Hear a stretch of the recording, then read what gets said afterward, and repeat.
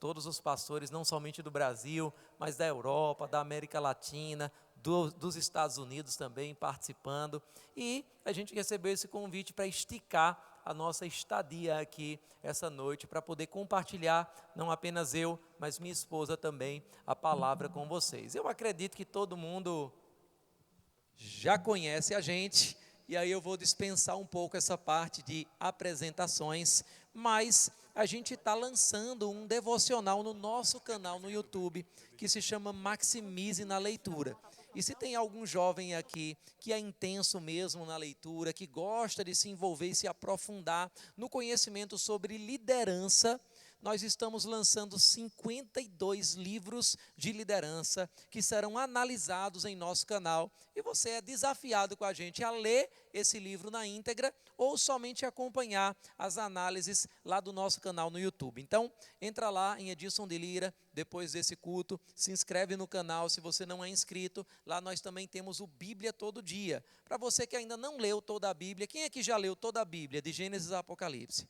Se você não leu a Bíblia, você pode entrar lá nesse canal e com vídeos diários de 10 minutos, mais uns 15 minutos de leitura, porque você tem que fazer a sua parte também.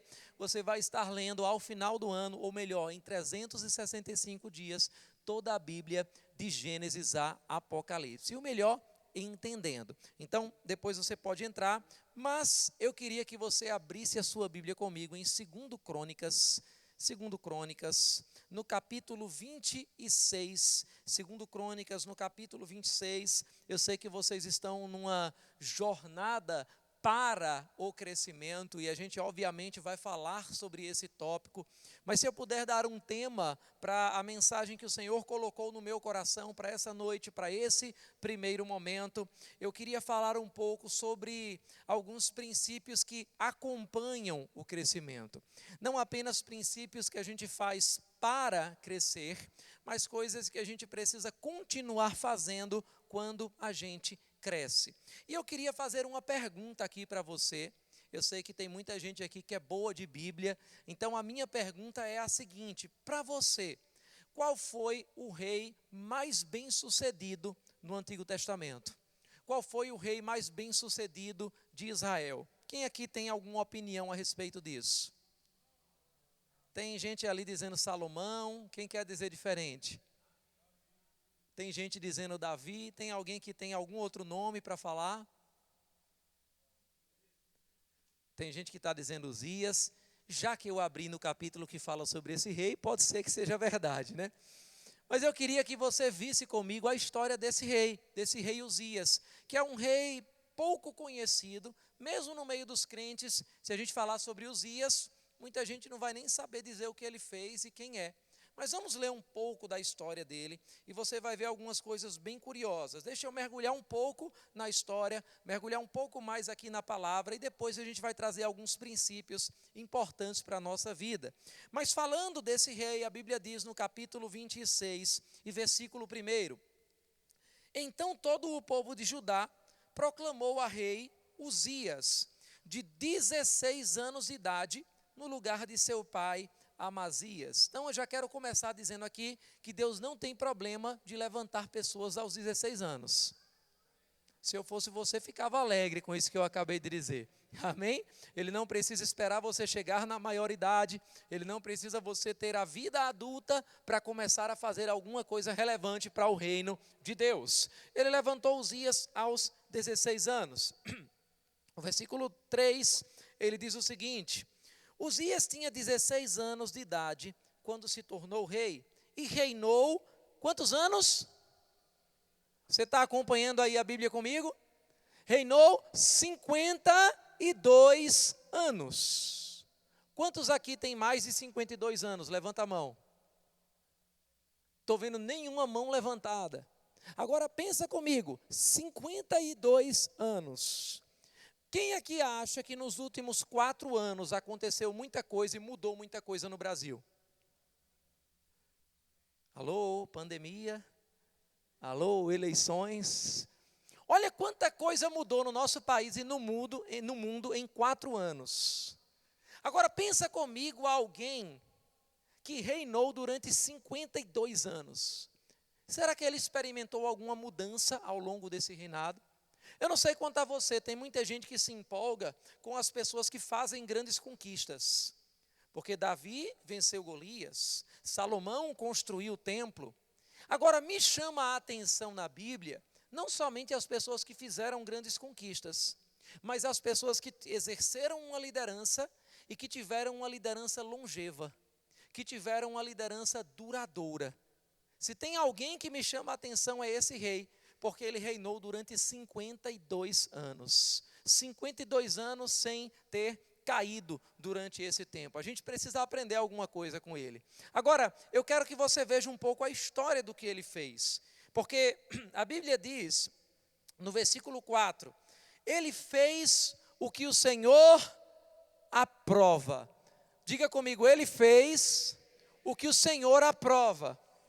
Para mim, só isso já seria suficiente. Porque se você lembrar das histórias da Bíblia, se você lembrar das histórias dos reis, você vai ver que muitos reis antes e depois dele vão ter a expressão, fez o que o Senhor não aprova. Isso faz uma grande diferença, porque a nossa vida, na verdade, é uma vida que deve existir para agradar a Deus. Defina crescimento, defina sucesso. Sucesso é fazer aquilo que Deus chamou você para fazer. Na verdade, um dos maiores fracassos na vida de um homem é ser um sucesso naquilo que Deus não chamou. Porque essa história de você pode ser tudo o que você quiser, se você for uma pessoa esforçada, se você tiver fé, você pode ser qualquer coisa. Não é o que a Bíblia ensina, isso aí está no coaching. Essa ideia de você ser qualquer coisa não é bíblica. Obrigado por 2 améns nesse momento. Na verdade, às vezes é até ruim você ser certas coisas. E não dá para ser todas. A gente só teve um presidente, eu não quero polemizar a política aqui com você, mas a gente só teve um presidente ganhando, mas tinham 2 que queriam muito. Não dá para ser tudo. Se todo mundo aqui quiser ser presidente, não vai ser. Na verdade, a ideia de Deus não é você ser o que você quiser ser. Porque se você quiser viver os seus sonhos, se esforce, prepare para pagar a conta, pode ser que você chegue lá. Mas perceba que não valeu a pena. Agora, se você quiser viver os sonhos de Deus para você, Ele paga a conta. Ele patrocina. Porque propósito não é uma coisa que você inventa. Propósito é uma coisa que você descobre. O problema é que tem muita gente que faz alguma coisa e pede para Deus abençoar os seus planos, quando na verdade deveria perguntar a Deus quais são os planos dele para você. Porque os planos dele para a tua vida já estão abençoados. Deus é o maior interessado em trazer os recursos, em trazer as ideias, em trazer as pessoas para cumprir o plano que Ele tem para a tua vida. Então, para mim, isso aqui já seria muito bom. A Bíblia diz que Ele fez o que o Senhor aprova. Mas vamos ler um pouquinho da história dele, e você vai ver que é muito mais do que curiosidade.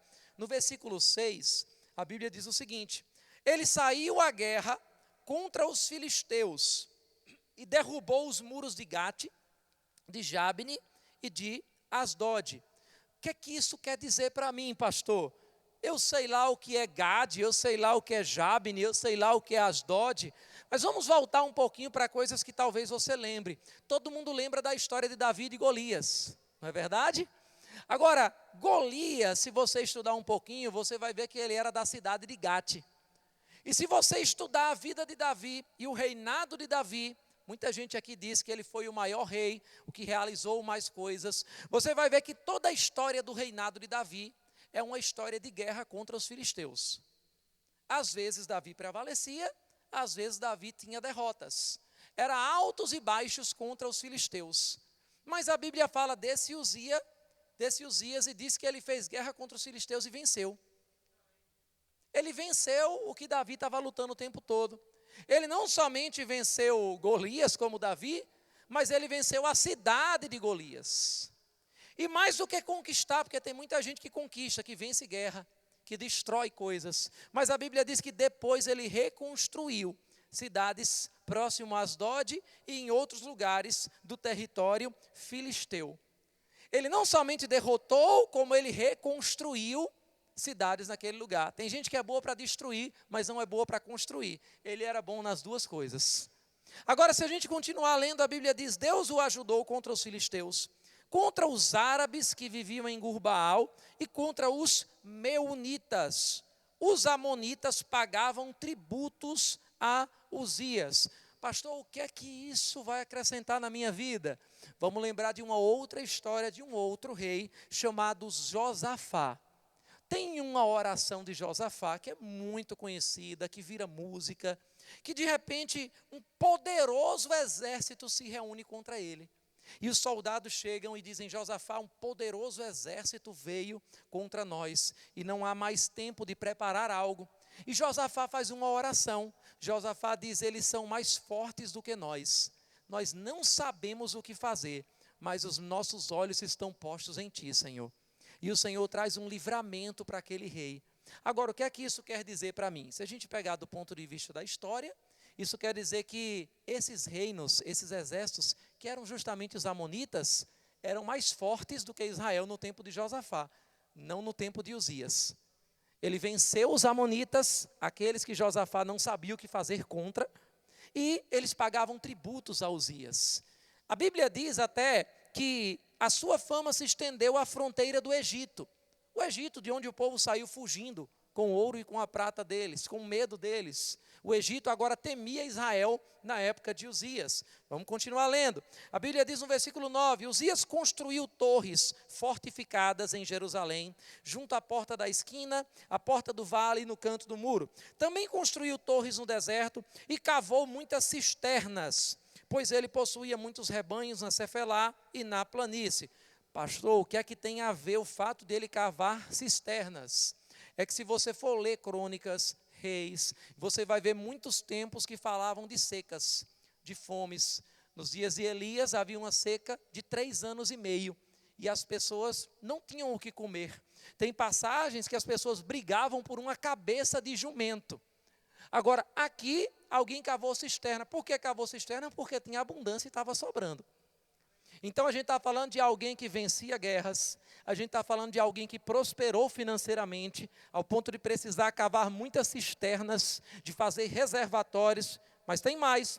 A Bíblia diz: ele mantinha trabalhadores em seus campos, em suas vinhas, nas colinas e nas terras férteis, pois gostava da agricultura. Era um avivamento na agricultura no seu país. Versículo 11 diz: Uzias possuía um exército bem preparado, organizado em divisões, de acordo com o número dos soldados convocados. No versículo 13, a Bíblia diz: sob o comando deles, havia um exército de 307.500 homens treinados para a guerra, uma força poderosíssima que apoiava o rei contra seus inimigos. Gente, 307.500 soldados bem treinados. Quantos habitantes nós temos em Campina Grande atualmente? É uma estimativa de 413 mil habitantes, se eu não estiver errado. E a gente está falando de mais de 300 mil, não habitantes, soldados bem treinados. Ele tinha um exército enorme. A gente está falando de um reino que é menor que o estado da Paraíba. E ele tinha toda essa população de exércitos. Versículo 14 diz que ele providenciou escudos, lanças, capacetes, couraças, arcos e atiradeiras de pedras para todo o exército. Em Jerusalém construiu máquinas projetadas por peritos para serem usadas nas torres e nas defesas de esquinas. Ele era inteligente na engenharia. Máquinas que atiravam flechas e grandes pedras.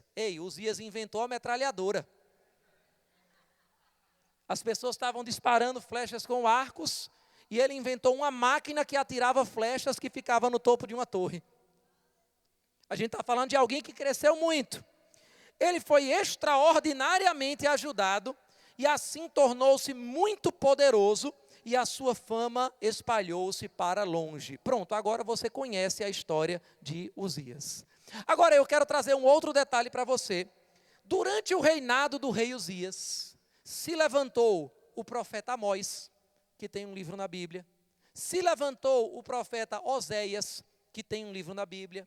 No final do reinado de Uzias, se levantou um profeta chamado Isaías, que tem um livro na Bíblia. Isso me mostra que o meu crescimento em Deus sempre vai servir como um trampolim para o crescimento de outros. Se você quer ver quanto uma pessoa cresceu, você não vai olhar somente para as realizações daquela pessoa. Você vai olhar para quanto tem crescido as pessoas que têm ficado perto dela. Paulo mesmo dizia, vocês são o fruto do meu apostolado. Em outras palavras, quer ver qual é o selo do meu ministério? Quer ver o que me aprova? Olha para as pessoas que estão perto de mim. Se alguém quiser ver o teu crescimento, precisa ver as pessoas que estão perto de você. Quem essas pessoas têm se tornado? Porque qual é a diferença de alguém maduro para alguém que é criança, biologicamente falando? Quando é que a gente passa a chamar uma criança de um adulto? Uma criança deixa de ser criança quando biologicamente ela tem a capacidade de gerar outra criança. Concorda comigo? Assim também no reino do Espírito você deixa de ser criança espiritual quando você passa a gerar outras pessoas. A vida de Uzias era de um reinado tão próspero que quando ele morreu, o povo se desesperou. O povo meio que ficou, e agora o que é que a gente faz? Para onde é que a gente vai? Como é que vai se levantar um rei como Uzias? Tanto é que se você ler o livro de Isaías, no capítulo 6, vou trazer uma outra curiosidade para você. No momento em que Isaías se levantou como profeta, a Bíblia dá um detalhe para a gente. Diz assim, no ano da morte do rei Uzias, eu vi o Senhor assentado num alto e sublime trono. O profeta estava dizendo, olha, o rei Uzias morreu, mas Deus continua no trono. Ele continua no controle, para poder acalmar o povo, para o povo entender. E daí você tira um pouco a importância desse rei Uzias. Agora eu quero trazer alguns princípios, a gente vai falar de 3 princípios, que você vai encontrar na história desse rei, e que em algum momento ele deixou de praticar, e é justamente por deixar de praticar esses princípios que acompanham o crescimento, que a história de Uzias não é tão famosa quanto a história de Davi, ou quanto a história de Salomão, ou quanto a história de outros reis que você conhece. Porque tem alguns personagens na Bíblia que até fizeram grandes coisas, que até são príncipes, mas eles acabam sendo esquecidos.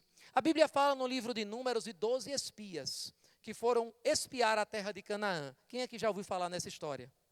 Todo mundo já ouviu uma pregação, alguns já pregaram sobre isso. Agora eu queria que você pudesse me dizer o nome de 3 desses espias. Diz aí para mim. Você é bom de Bíblia, diz aí. Primeiro, Josué. Segundo, Caleb. Terceiro. Foram 12, porque você só lembra de 2. Porque você só lembra daquele que concluiu. Começar as coisas é bom, mas a glória das coisas está em terminá-las.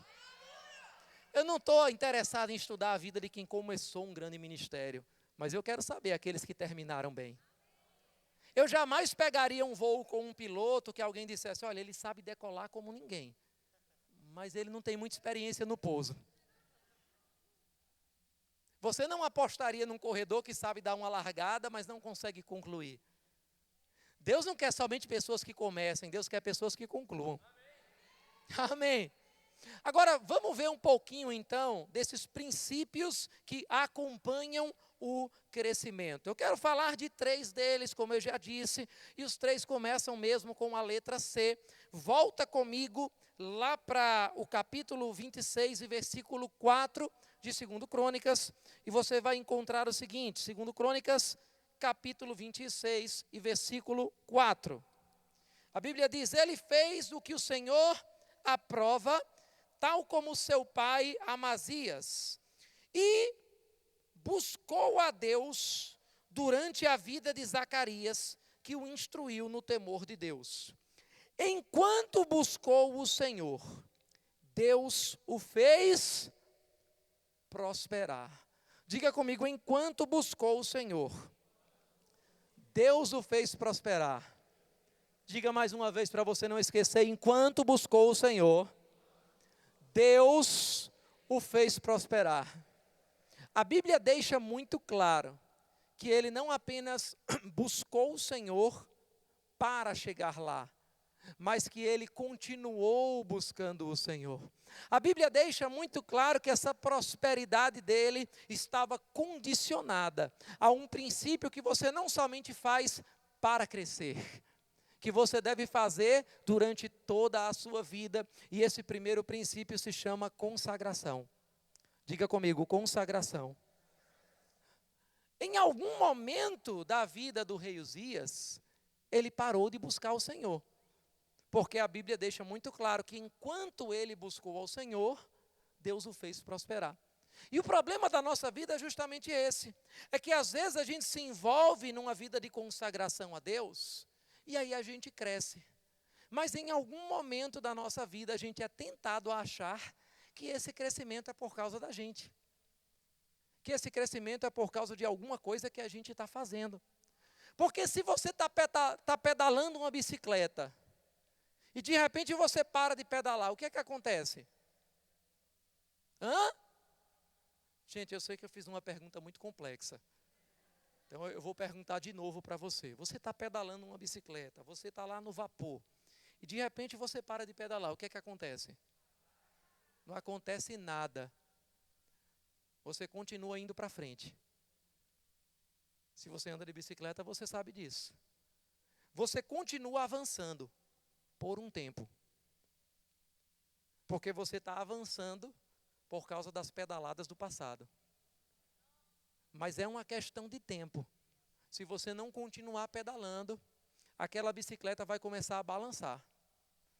E esse balanço é um aviso para você. Ele está dizendo, você precisa colocar energia de novo. Porque se você não pedalar mais uma vez, essa bicicleta vai cair. Mas, às vezes, na nossa consagração, você para de orar e o que é que acontece no outro dia? Nada. Não vai cair um trovão na tua cabeça, porque você não se consagrou. Eu conheço tantos pregadores que têm uma vida de oração e de repente você para com aquilo. E aí você sobe no púlpito, o que é que acontece? Nada. Poder vem, a unção está presente, sinais acontecem, e você pensa, para que eu estava orando mesmo? Para que eu estava pedalando mesmo? Mas eu estou falando com pessoas aqui que talvez até estejam avançando na vida espiritual, mas estão avançando de pedaladas anteriores. E o Senhor está dizendo para você, chegou a hora de pedalar de novo. Olhe para o seu vizinho e diga para ele, meu irmão, chegou a hora de pedalar de novo. Avalie se esse seu avanço é por causa do que está acontecendo agora, ou se é um resultado de pedaladas que você estava dando antes. Tem algumas pessoas que vieram para esse culto e elas já estão balançando. Mas você não veio para esse lugar para ser condenado, para ser acusado. Você veio para o Senhor dizer, volte a me buscar. Porque enquanto você me buscar, você vai prosperar. Enquanto Uzias buscava ao Senhor, Deus o fez prosperar. Abra sua Bíblia comigo em Jeremias, no capítulo 10. Marca aí a tua Bíblia, a gente vai voltar para 2 Crônicas 26. Mas em Jeremias, no capítulo 10, e versículo 21, nós vamos ver uma instrução importante, não somente para os líderes, mas para qualquer pessoa. A Bíblia diz, deixa eu ler do versículo 20. A minha tenda foi destruída, todas as cordas da minha tenda estão arrebentadas, os meus filhos me deixaram e já não existem, não restou ninguém para armar a minha tenda e montar o meu abrigo. E ele diz, os líderes do povo são insensatos. Tem algumas versões que dizem, os pastores se tornaram estúpidos. Se a Bíblia está usando a expressão estúpido, é porque tem líder que é estúpido. E se a Bíblia diz que tem gente que é estúpida, eu tenho que descobrir o que fazer para não ser um deles. Amém? E a Bíblia diz aqui, os líderes se tornaram insensatos e não consultam o Senhor. Por isso não prosperam e todo o seu rebanho está disperso. Olha que interessante, aqui está a resposta para duas das perguntas mais comuns de ministros. Os ministros perguntam, em outras palavras, o que é que eu faço para ter os recursos para construir a visão que Deus me deu? E como eu faço para atrair as pessoas para poder construir a visão que Deus me deu? Essas são as duas perguntas mais frequentes para um pastor, para um missionário, para alguém que deseja crescer ministerialmente. E a resposta para as duas perguntas está em buscar o Senhor. Por quê? Porque Deus não unge métodos, Deus unge homens. Ele quer que você tenha comunhão com Ele, e dessa comunhão Ele vai inspirar você com ideias. Dessa comunhão Ele vai liberar favor para você. Eu gosto de compartilhar isso quando eu estou pregando para os pastores, porque há alguns anos atrás eu deixei a medicina para poder me dedicar exclusivamente ao ministério, ou na nossa linguagem verbiana, para entrar em tempo integral. E eu pensava assim, olha que bom que eu entrei em tempo integral, porque agora eu tenho tempo para me dar às pessoas, para me doar às pessoas mesmo, para servir. E o Senhor me corrigiu, Ele disse, não, eu não separei você em tempo integral para se dar às pessoas. Eu separei você para se dar a mim e dar de mim às pessoas. Qual é a diferença? É que Ele disse para mim, você não é o pão, você é a bandeja. Aleluia. Quando nós entendemos que nós estamos entregando algo de Deus para as pessoas, se as pessoas rejeitarem, estão rejeitando Deus. Eu não vou ficar frustrado, eu não vou ficar com burnout, eu não vou ficar com depressão, eu não vou ficar com mimimi. Não. Foi Deus. Pai, perdoa, eles não sabem o que fazem. E tem tanta gente frustrada porque está fazendo na sua própria força. Ainda não entendeu que precisa ir até o Senhor para entender o propósito dEle, para receber algo dEle. Eu falei sobre o pastoreio, mas isso vale para qualquer área da tua vida. E entregar algo de Deus para a humanidade. Você sabia que você está aqui nessa terra para entregar algo de Deus para a humanidade? Algo que só você pode fazer. Você é uma resposta de Deus para essa geração. Eu vou até dizer de uma forma diferente, para ficar mais teológica. Deus não deu um propósito para você. Deus deu você para um propósito. Deus tinha um propósito nessa terra para fazer, para esse tempo, para essa geração, para o lugar onde você está. Você não nasceu no lugar errado. Tem gente que diz, eu gostaria de ter nascido em tal país, eu gostaria de ter nascido em tal cidade. Não, você nasceu no lugar certo. Você não foi um erro de cálculo, você não está aqui somente porque seu pai um dia conheceu a sua mãe, e aí você está aqui. Não. Deus pensou em você antes de você existir aqui, você já existia no coração de Deus. Primeiro Deus criou um plano. E aí depois Ele disse, eu preciso criar alguém que se encaixe perfeitamente nesse plano. E aí Ele pensou, já sei, e criou você. Ele deu você para um propósito, para um plano, para um projeto. E se você quer entender esse projeto, você precisa estar ligado àquele que desenhou o projeto. Então diga comigo, consagração. Eu creio que algumas pessoas nessa noite vão voltar para esse lugar de consagração. Vão voltar para esse lugar de oração. Vão voltar para esse lugar de leitura da palavra. Buscar o Senhor é o princípio de todas as coisas. Agora eu quero ler com você um pouquinho ainda da história desse rei. Volta comigo em 2 Crônicas, no capítulo 26. Aleluia.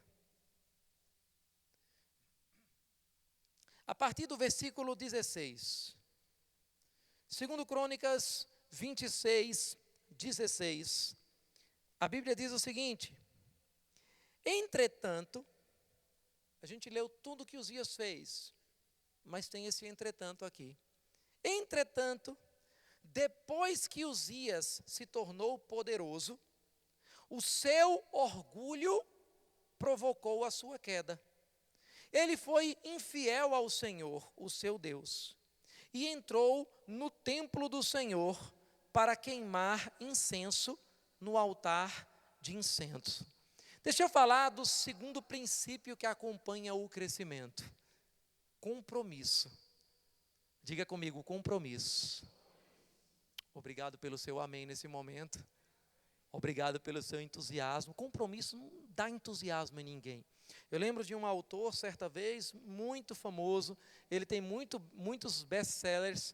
E certa vez ele lançou um livro. E o livro era Uma Vida de Obediência. Não vendeu. E aí a equipe dele disse, deixa a gente fazer alguns trabalhos aqui. E fizeram o mesmo conteúdo do livro, só que com uma capa, Uma Vida de Sucesso. Sucesso de vendas. Todo mundo quer ter sucesso. Mas quando você abre o livro sobre sucesso, a primeira página fala de obediência. A segunda página fala de obediência. A terceira página fala de obediência. A gente quer os progressos, mas a gente não quer os processos. Mas a gente está pregando hoje sobre alguns processos. E um desses processos envolve compromisso. Diga comigo, compromisso. Eu poderia chamar de diligência, mas como não fica com a letra C, aí eu preferi escolher a palavra compromisso, para você memorizar melhor. Pensou que eu ia dar um motivo mais espiritual, né, uma revelação mais profunda. Mas se você perceber ao longo da história da Bíblia, você vai ver várias pessoas que foram altamente comprometidas com o seu chamado, foram altamente comprometidas com o propósito que eles tinham da parte de Deus. E de repente Deus promoveu, Deus abriu portas, Deus liberou o favor, essas pessoas cresceram, e quando elas chegam lá, elas se acham no direito de abrir mão dos princípios que levaram elas até o lugar onde o Senhor as colocou. Compromisso não é uma coisa que você faz para crescer. Compromisso é um princípio que acompanha o crescimento. Eu falei uma vez com um pastor na escola de ministros.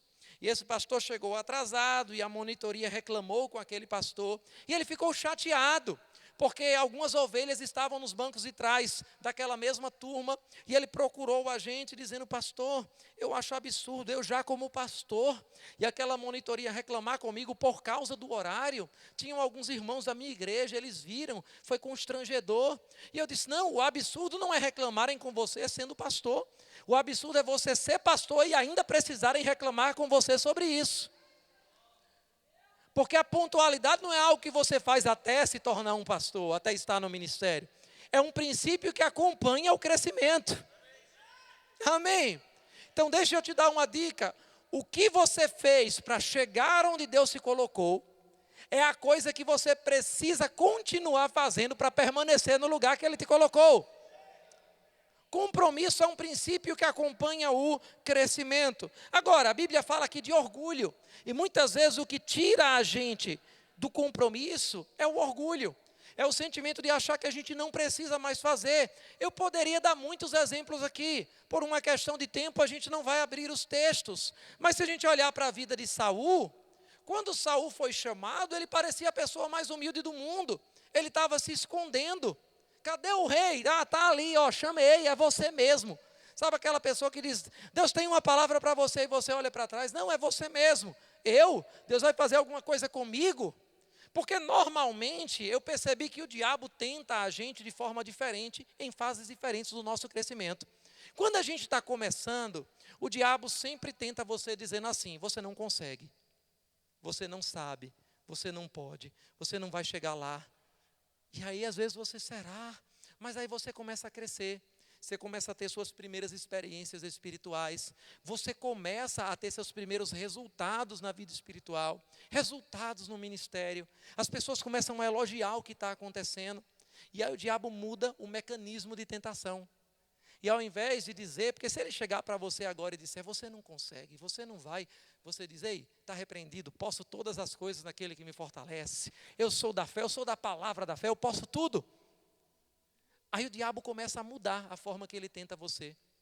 Aí ele chega para você e diz assim: rapaz, você pode tudo, você pode fazer qualquer coisa, inclusive você pode melhor do que o seu líder.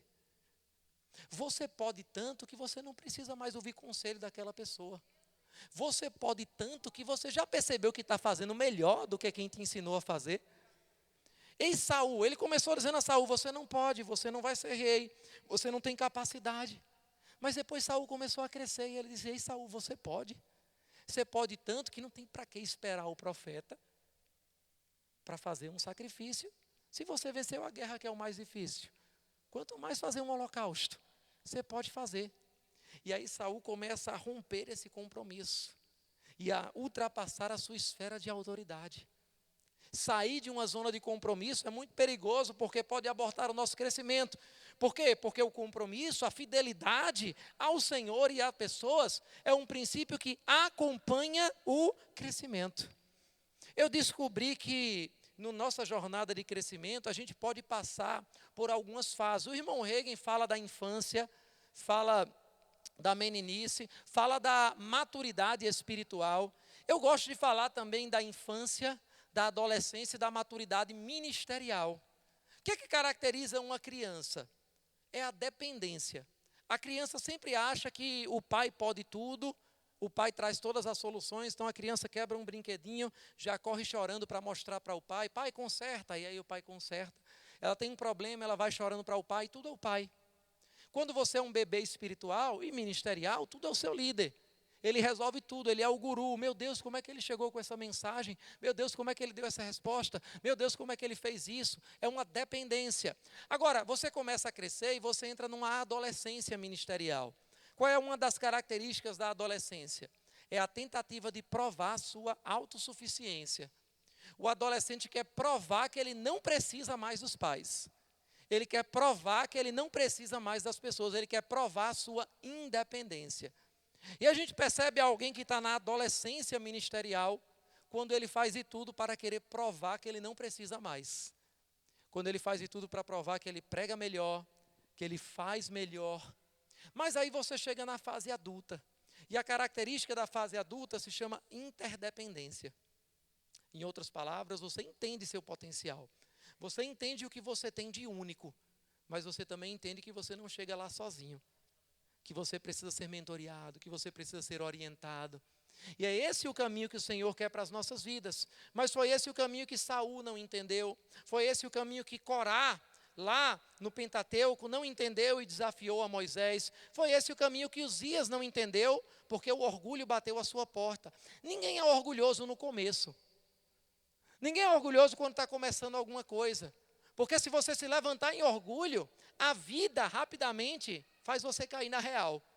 Quem é você na fila do pão para estar pensando esse tipo de coisa? Mas quando você começa a ter resultados, o diabo vai tentar você dizendo que você pode e que você não precisa das pessoas. E você precisa tomar muito cuidado exatamente nesse momento. Agora, tem um terceiro princípio que eu quero ver com você. Porque se a gente olhar para o que Uzias fez, Uzias queimou incenso no altar do incenso. Mas olha para o que Davi fez. Olha para o que Saul fez. Parece um pecado proporcionalmente menor, não sei se você concorda comigo. Mas vamos ver o que aconteceu aqui. A Bíblia diz no versículo 17: o sumo sacerdote Azarias e outros 80 corajosos sacerdotes do Senhor foram atrás dele. Eles o enfrentaram e disseram: não é certo que você, Uzias, queime incenso ao Senhor. Isso é tarefa dos sacerdotes, os descendentes de Arão, consagrados para queimar incenso. Saia do santuário, pois você foi infiel ao Senhor e não será honrado por Deus, o Senhor. Terceiro princípio que acompanha o crescimento: se prepare para correr na unção. Correção. Aleluia. Diga comigo, correção. Aleluia. Eu também poderia usar a palavra para ficar mais bíblica, disciplina.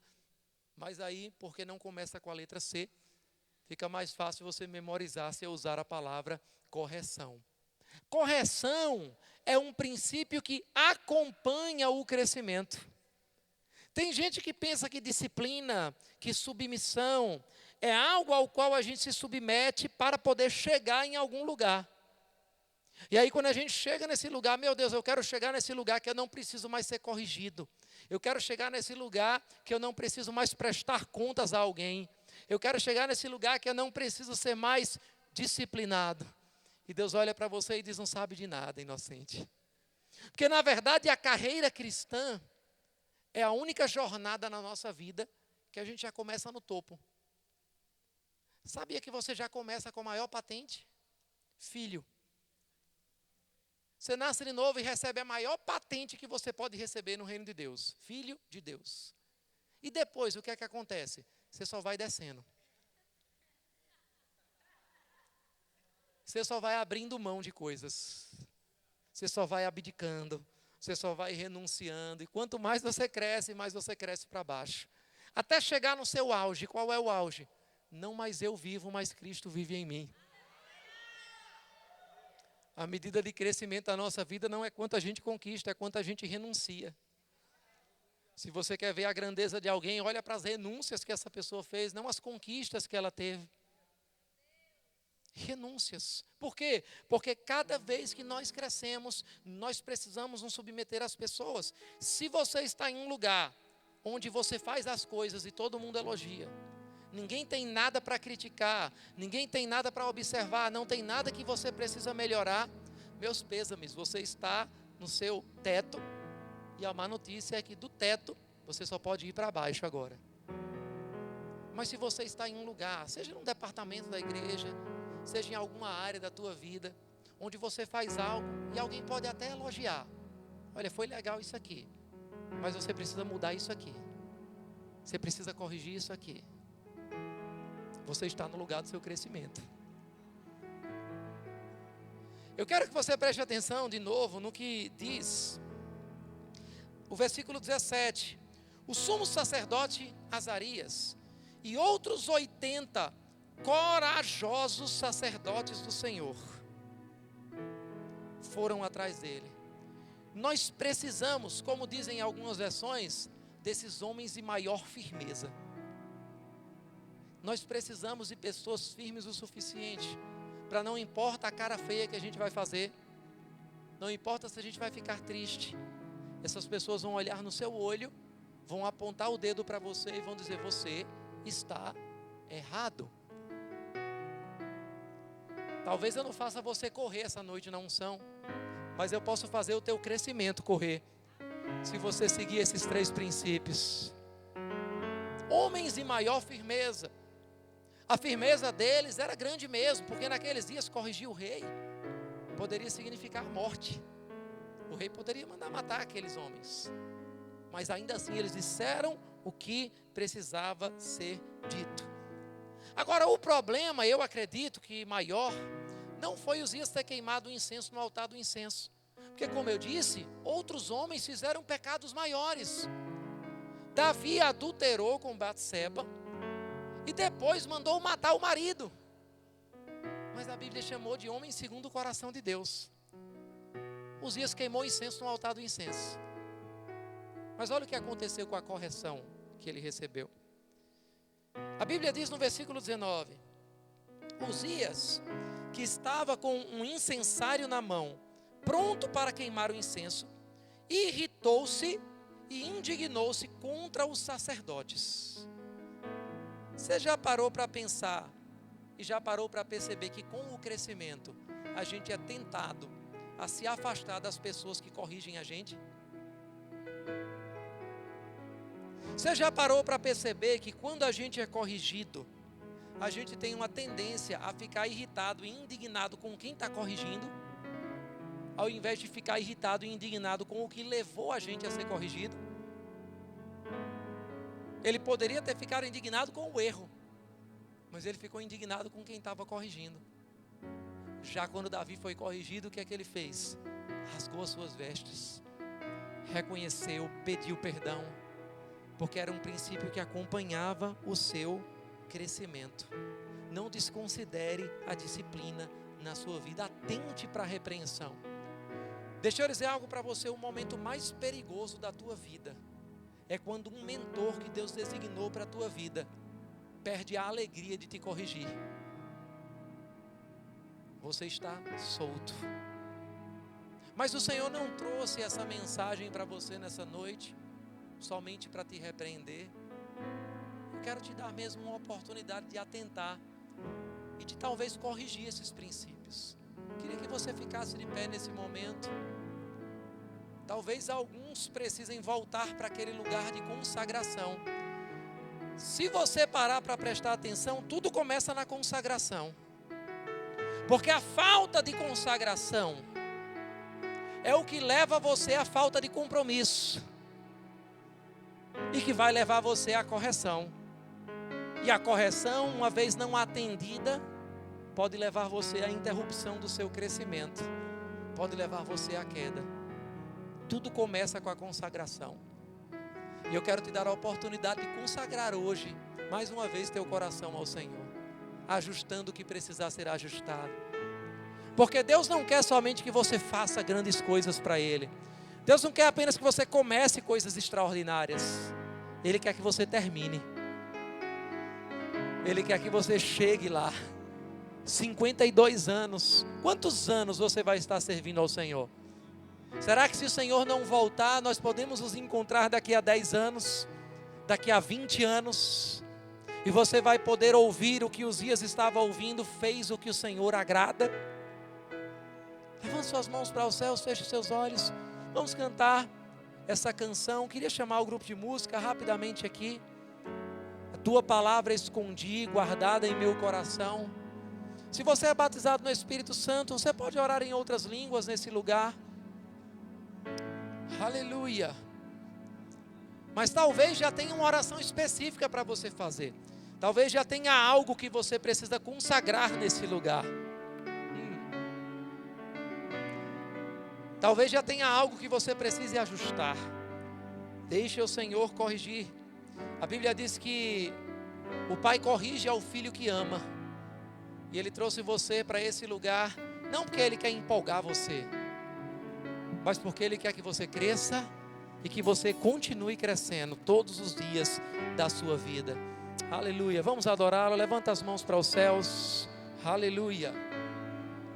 A tua palavra escondi, guardada no meu coração, pra eu não pecar contra ti, Senhor. A tua palavra escondi, minhas vestes no sangue lavei,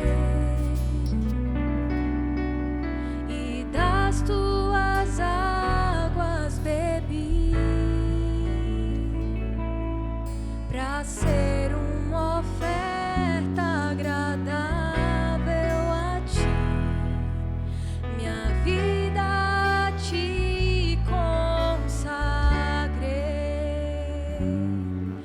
Meus dons e talentos são pra te servir, meus dons preciosos são teus.